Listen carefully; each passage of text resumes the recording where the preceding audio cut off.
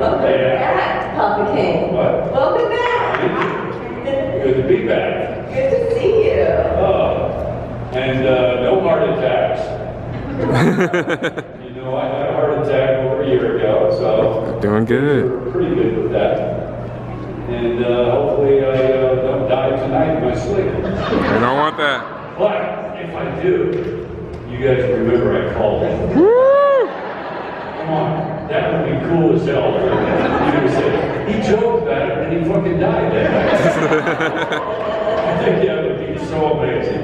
I'd rather not happen. It would be amazing. Anyway. You should just go say that every day. And so when eventually, So one day I'll be correct. Eventually when it happens, Yeah. they'll come and say it. Got a question over there. Already? Awesome. If you die, you have your blood.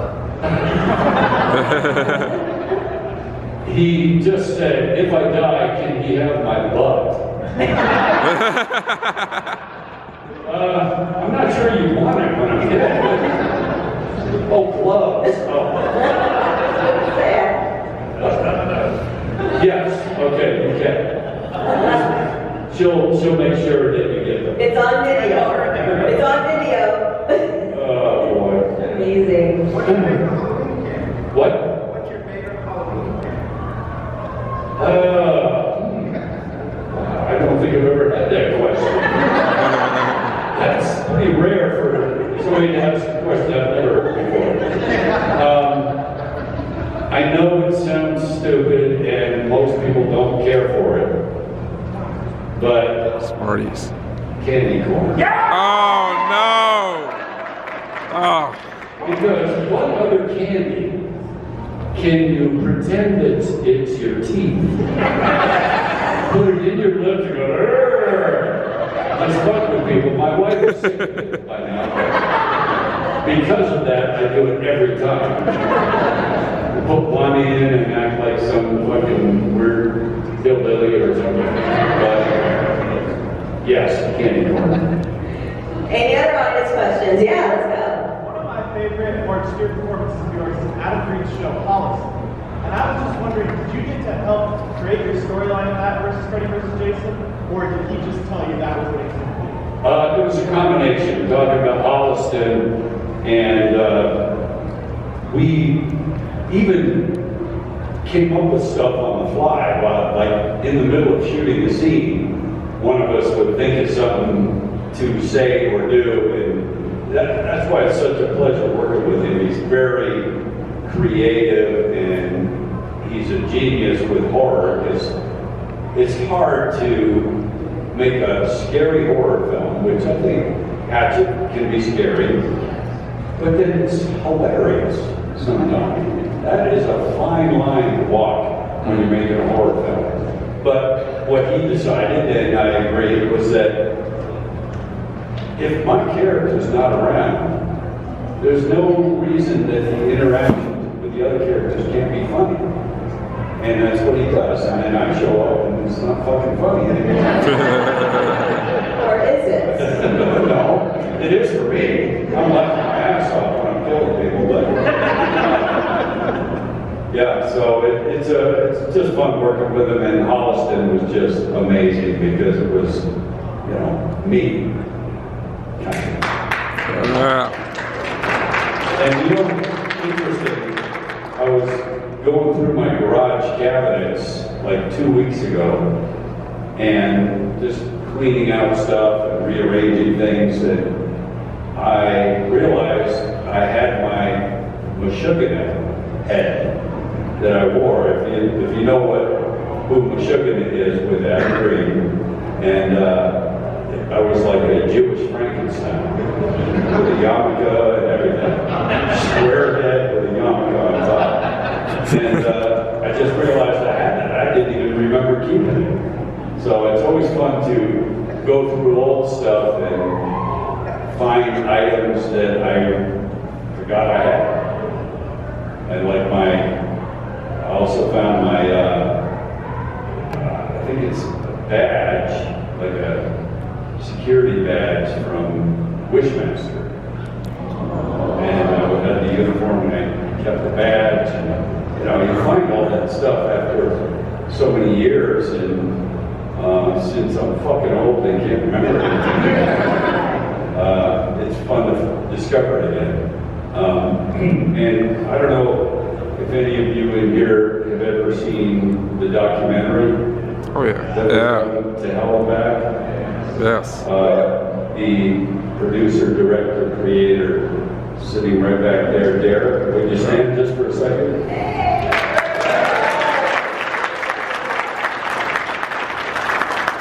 Yeah, I am so happy with that thing. I'm so glad I did, because, you know, sometimes when you play characters like I do, in the back of your mind, once in a while, you think, do I really want to talk about real, personal, family type stuff that might not fit in with the characters I play? And, you know, some of the sensitive stuff and the OCD things and all that.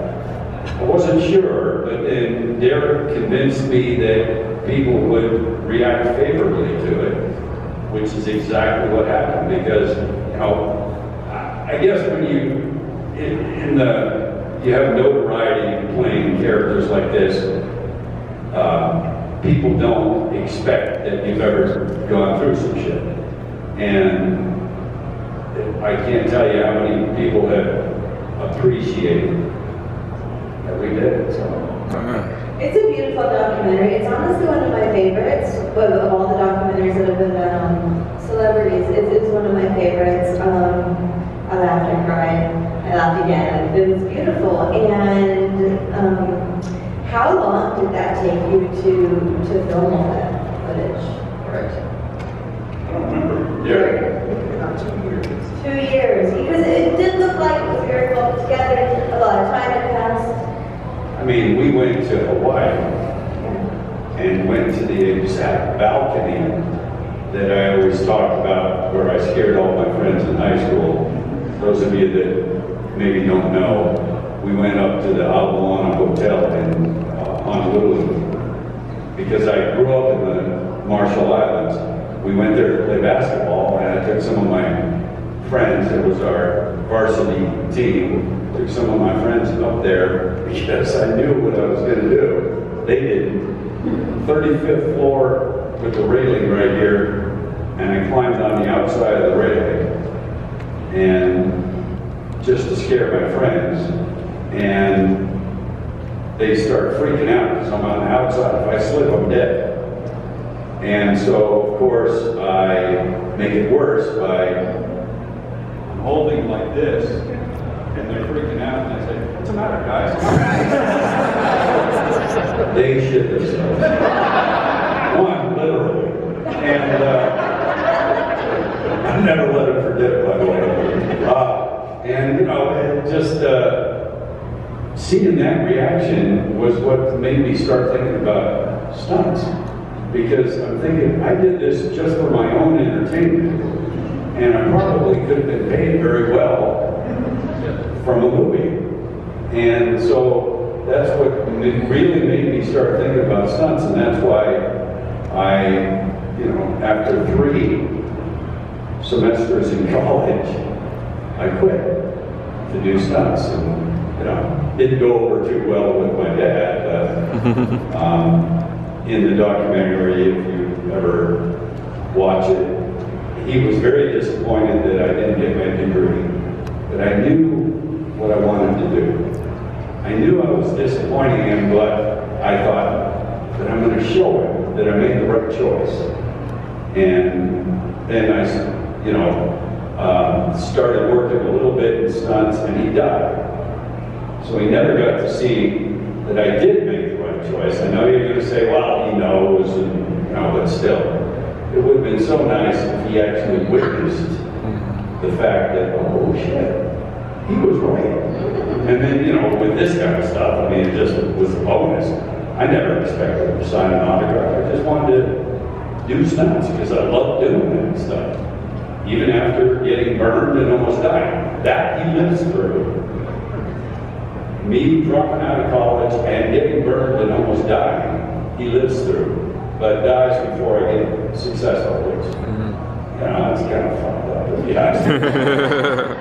Not on his part, but come on, man. Really, if you are a person that believes in, greater powers, I mean, why was that necessary? Couldn't he fucking just last long enough to see? Anyone else up there? Yes, back. 9 inches. No, I can tell it's fairly obvious. Look at it. Sorry. I haven't even been drinking. That's okay, man. I love you as Jason. I love you as Rick Crowley. Your comedic chops are on par. I mean, with Holliston, I love that. I want to ask you, in Friday Part 9, they find the Necronomicon, and Jason is killed by what looks like a Gregorian dagger. Is Jason a Deadite from the Evil Dead series? Do you subscribe? Wow, that's very knowledgeable. That's amazing. I think Adam Marcus felt that way. I wasn't necessarily on the same page with that, but now I kind of like the idea. Yeah. What? Can you say he is? Did I? Can you say Jason's a Deadite?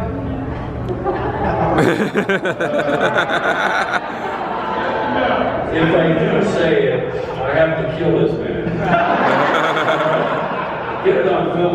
Sorry, bro. You gotta go, love. Come on.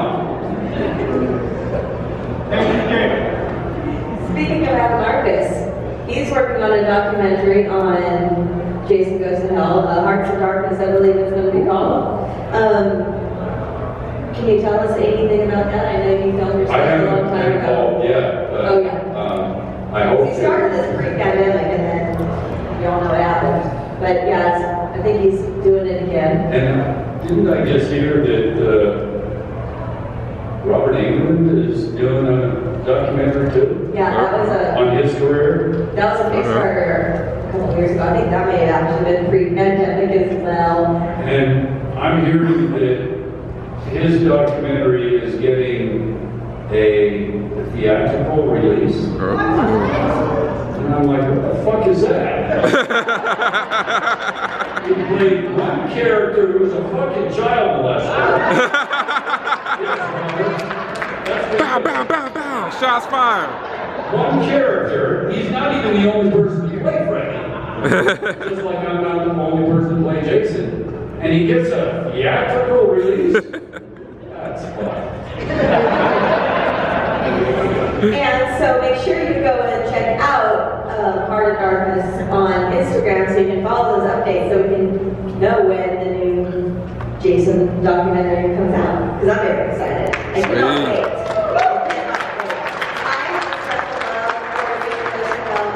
Part 8 because I saw them when they were brand new. I was 8 to 10 when they came out. So I saw them when they were brand new. I was already a I fan. was too. Yeah, I was already a fan.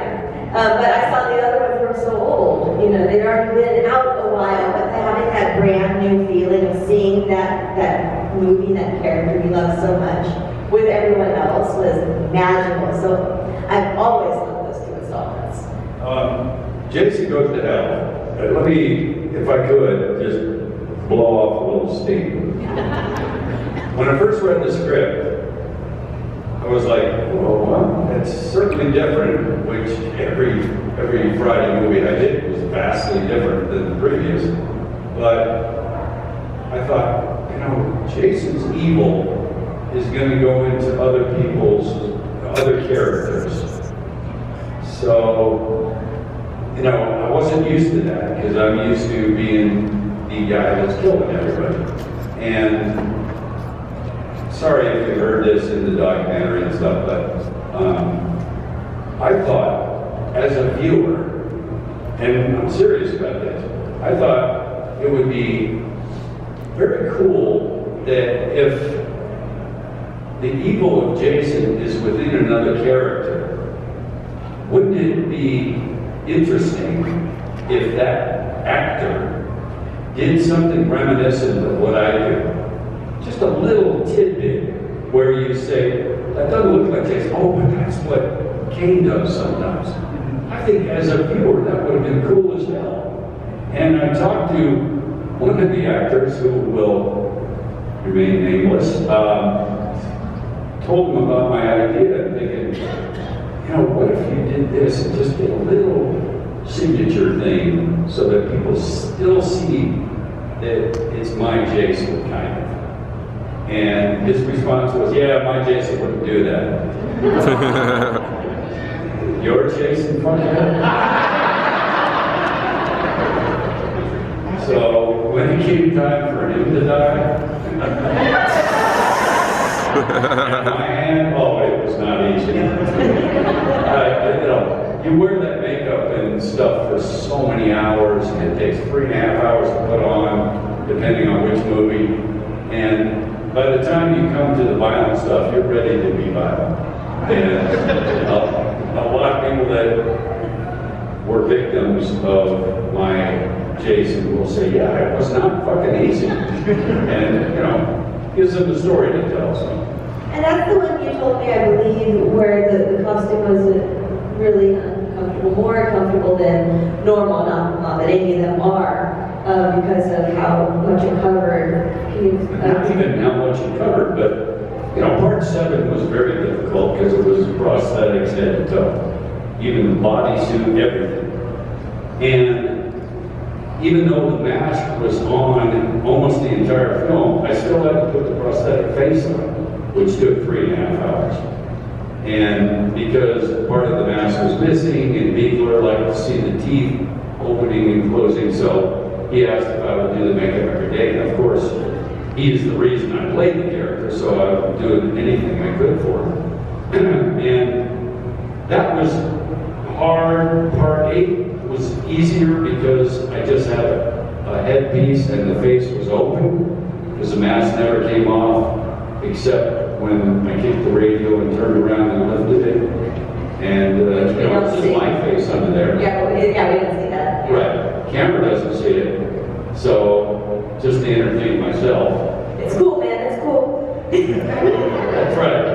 Just to entertain myself, I turned around and lifted the mask and said, fuck you. Just to see if I could make a great character. And he stayed in character, so that was pretty good. You know, it's a difficult thing to work in, so you have to entertain yourself and keep yourself in good spirits. But Jason Goes to Hell was the most uncomfortable by far. And it was full body prosthetics again, but for some reason, and I still really haven't figured it out, it was 10 times hotter than the part 7 stuff. And it shouldn't have been. And after a couple days of shooting, I had to start wearing a cool suit, which is a vest that circulates ice water, just to keep my body temperature down. Because I felt like I was gonna, you know, pass out just from the incredible heat. So that was my least favorite version of the character to play. I make sure Greg Nicotero always hears that, because it was that designed it. Now he's a fucking big shot with Walking Dead. But yeah, so, you know. And Victor Crowley was a little bit hard to work into. Every movie was pretty much the same makeup. Robert Pendergraft did the makeup in, again, 3.5 hours of gluing shit, lenses and teeth. It just gets old and makes you ready to be violent. At least me. Any other questions? Right here, yes ma'am. What did you enjoy doing more That's a tough one to answer, because Jason was a character that existed already. And just, if you can't imagine how unbelievable it felt when Beagler said, you're going to play Jason in my movie. And I was like, what? I was happy to do it, but it was all because of him, because he told Paramount Pictures that this is the guy I want to play Jason. And they're like, never heard of him. And nobody had. And Beekler said, trust me, he's the guy. And he kept saying, he's not very big. And you know, because other guys have been bigger and whatever. And he just kept insisting, just trust me. And you can't say that he was wrong, considering I did 3 more movies after that, based on that performance. So, but it was an amazing feeling to step into a character that was known around the world already. 6 movies have been done. CJ did a great job, I think, as Jason, my favorite performer, other than myself. And he, I think, if it hadn't been for Beekler, CJ would have done it again. So, the fact that I suddenly was on the map, so to speak, in, you know, fandom, was amazing because, again, I never expected to sign an autograph. I just wanted to do stunts. Then I told this in the documentary too, and I always talk about it, but my first convention, right after we shot the film, was Fangoria Weekend of Horrors in LA. And Beekler was doing a panel. The movie wasn't even out yet. And Beekler was doing a panel talking about it. They knew there was a new Friday movie coming out, and he introduced me. I was sitting in the audience just listening. He introduced me. I stood up briefly and then left the room. And as I left the room, there was 50 people following me to get stuff signed. And I had never experienced that. And I was like flattered as hell. Still am, really. So it's hard to top that. But then somebody like Adam Green comes along and says, I have a character I want you to play, and I'd like you to help me develop it, because this is nothing we had seen before. So he had certain ideas, and I added my input, and it was amazing just to create a character, as opposed to stepping into a character that exists. So I'm not sure if I could say which one was more enjoyable. They were so different. And, you know, and Victor, boy, I always said that my favorite kill that I've ever performed was the sleeping bag. Because it's so unique and not a weapon.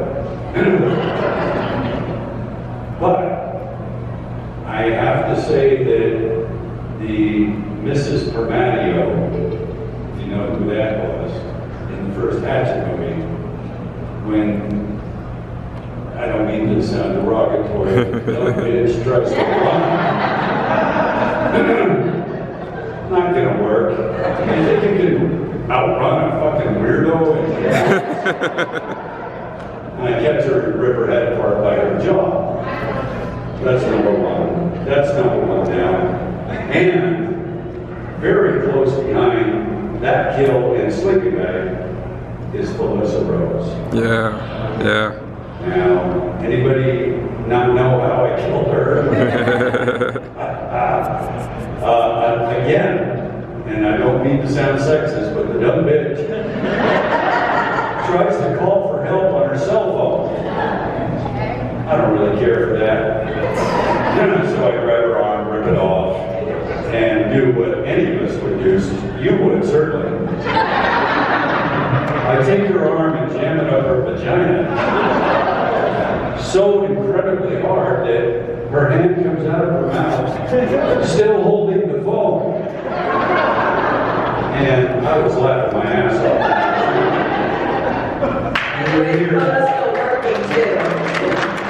When you hear the operator say, 911, what's your emergency?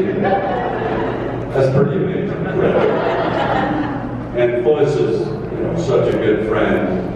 It was just fun to do the movie with her. Speaking of Felissa, you did a podcast with her for a while, right? Casualty Fridays. Does anybody listen to that? Yeah, it was a lot of fun. You haven't done it for a while. Is that going to come back anytime or not decided? I don't think so. Okay. Something happened where we couldn't really do it the way we wanted to, so too many restrictions and Yeah. stuff, so That's unfortunate because it was a lot of fun. it was fun. We told a lot of good stories on it too. And some fun guests as well. So yeah, check out the back episodes. They're still available. You can still listen. Any other audience questions? In the back, yes. Yeah. When you were doing part 7, if somebody would have told you that you were going to be playing Jason again, playing more than once, would you believe them? After I did the first one, if they told me I was going to do it more, Yes. I probably would not have thought that was possible.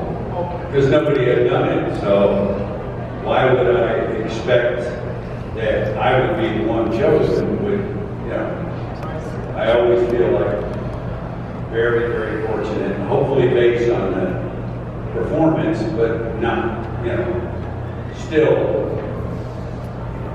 an amazing fact that I'm the only one who played the character more than once. Legend. Yeah.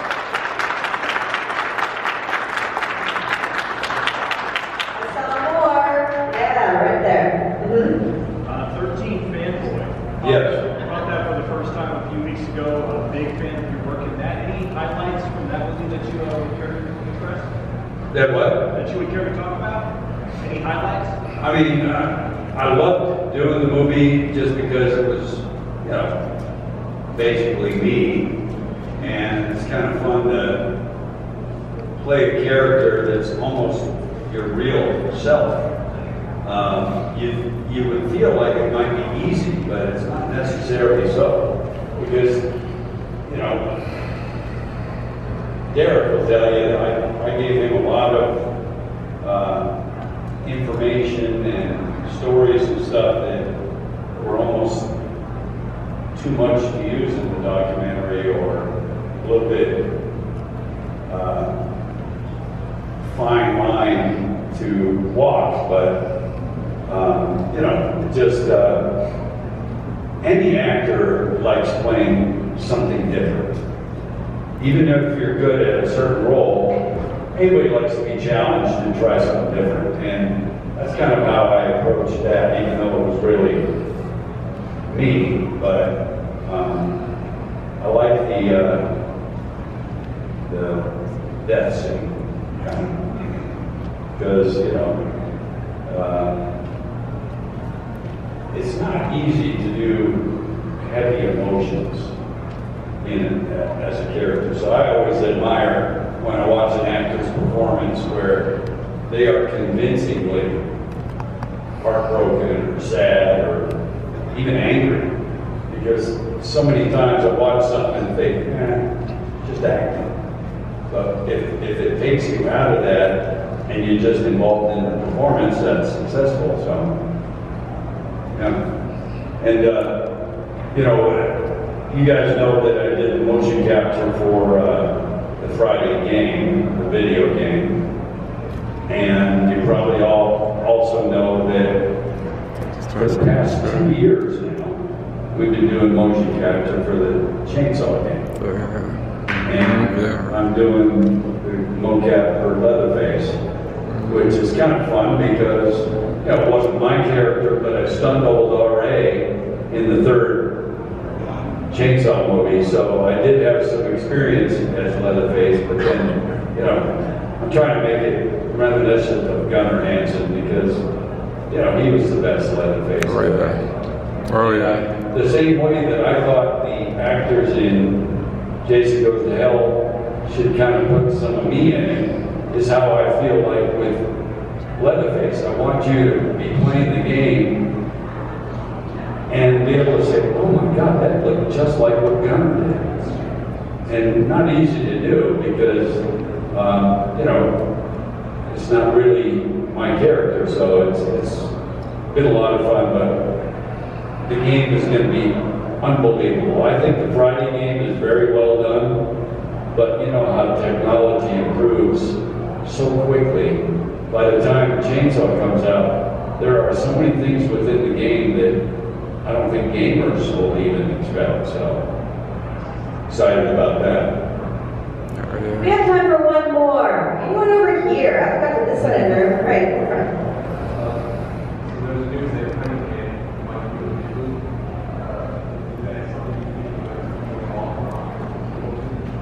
Talking about Sean Cunningham possibly doing a reboot of Friday. He has not talked to me, but I would welcome doing it once more. I think it'd be so amazing to just kind of top off my career by doing what put me on the map, you know? Because I was successful doing stunts, but nobody had ever heard of me, except in the stunt business. Then that happened and everything changed, but I think it would be just amazing to do one more time. And, I got some good ideas for kills too. Nice. All right. Yeah.